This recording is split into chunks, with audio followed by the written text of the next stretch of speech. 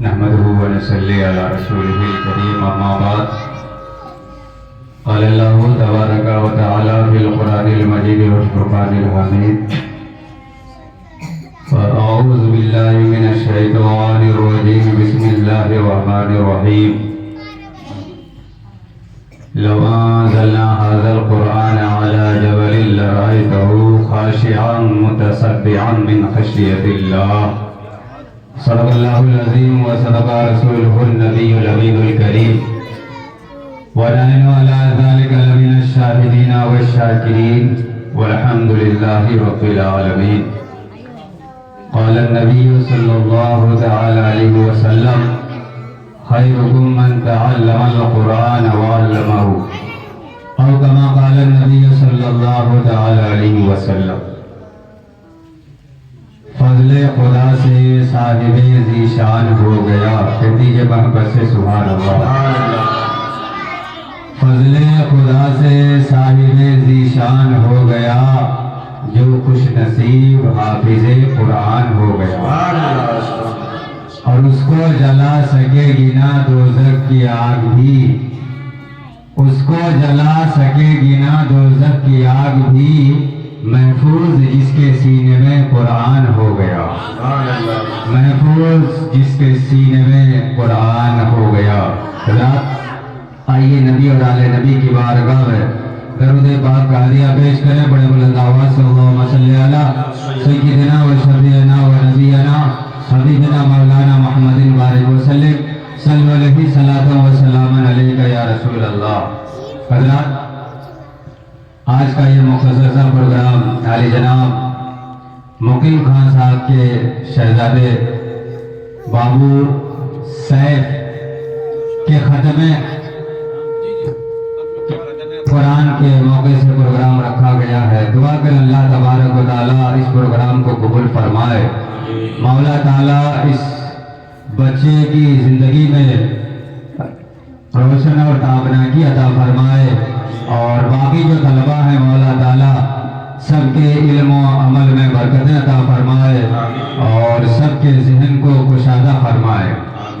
حضرات محترم, میں حضرت مولانا قاری جلال الدین صاحب قبلہ کو تقریباً 15 سال سے جانتا اور پہچانتا ہوں, جو دن رات اسی مدرسے کی خدمت میں لگے رہتے ہیں.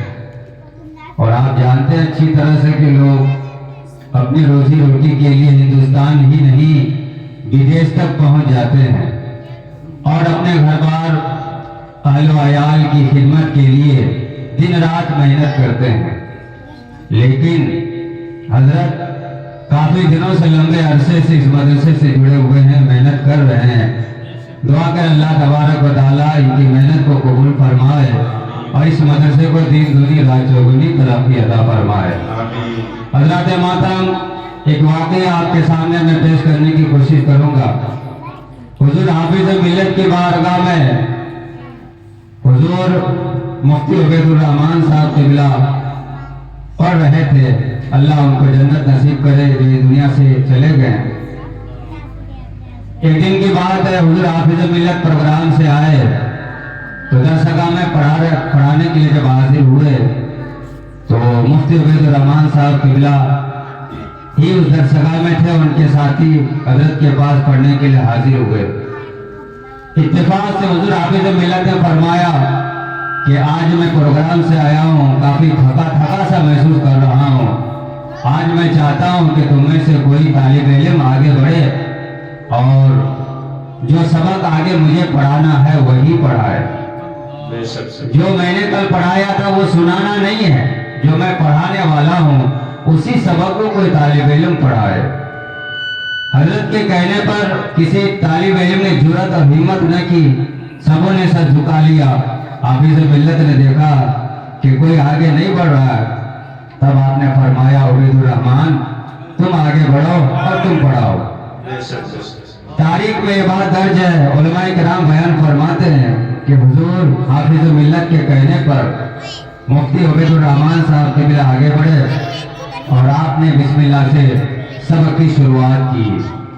سب سے پہلے آپ نے عبارت خوانی کی, اس کے بعد آپ نے ترجمہ کیا, اس کے بعد آپ نے اس پر किलो काल फरमाया, यानी आपने खुद ही सवाल कायम किया, उसका जवाब भी दिया, और उसके बाद हाशिए के हवाले से आपने बहुत सारी बातें की, और इन बातों को सुनकर हाफिजुल मिल्लत इतने खुश हो गए कि अपनी पगड़ी उतार कर उबैदुर रहमान के सर पे रख दी, और आपने फरमाया कि बेटा उबैदुर रहमान, तुम्हारी तरह अगर एक लड़का भी इस मदरसे से फारिग हो जाए तो मेरी मेहनत वसूल हो जाएगी।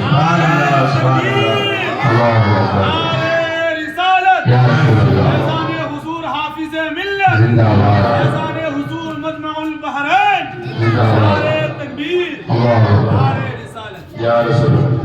हजरत। तो कहने का मकसद ये है कि हजरत काफी दिन से इस मदरसे से जुड़े हुए हैं, और ये भी आप जानते हैं कि ये कहीं बाहर जरिए माश के लिए जाते भी नहीं हैं, दिन रात लगे रहते हैं।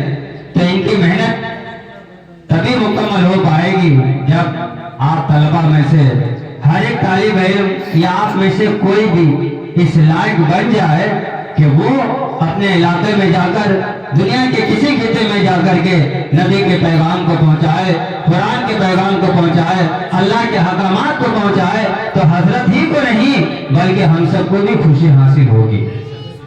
और एक बात आखिर में मैं कहना ये चाहूंगा, खासतौर से तलबा के लिए कि आप मदरसे में पढ़ते हैं तो ये सोच कर न पढ़े कि हमें सिर्फ हाफिज कुरान ही बनना है, बल्कि आपको आगे बहुत कुछ बनना है। इसलिए आपके लिए जरूरी है हिंदी की तालीम भी, आपके लिए जरूरी है इंग्लिश की तालीम भी, आपके लिए जरूरी है साइंस की तालीम भी। इसीलिए कि आपके हाथ में एक तरफ आपका मजहब इस्लाम होना चाहिए और दूसरे हाथ में दुनिया की दीगर तालीमात होनी चाहिए। अगर ये दो चीजें आप लेकर चलते हैं तो इंशाअल्लाह आप दुनिया में भी कामयाब रहेंगे और आखिरत में भी कामयाब रहेंगे। हज़रात मोहतरम, अल्लाह कुरान में फरमाता है कि अगर हम इसको यानी कुरान को पहाड़ों पे नाजिल करते तो जरूर तुम देखते कि पहाड़ खौफे खुदा से रेजा रेजा हो जाता और पाश पाश हो जाता।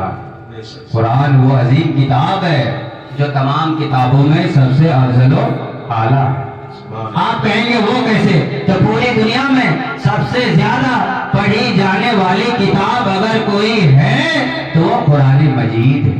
कुरान ही वो अजीम किताब है जिसको आप ऐसे छोड़ नहीं सकते। उसके लिए आपको वुजू बनाना होगा।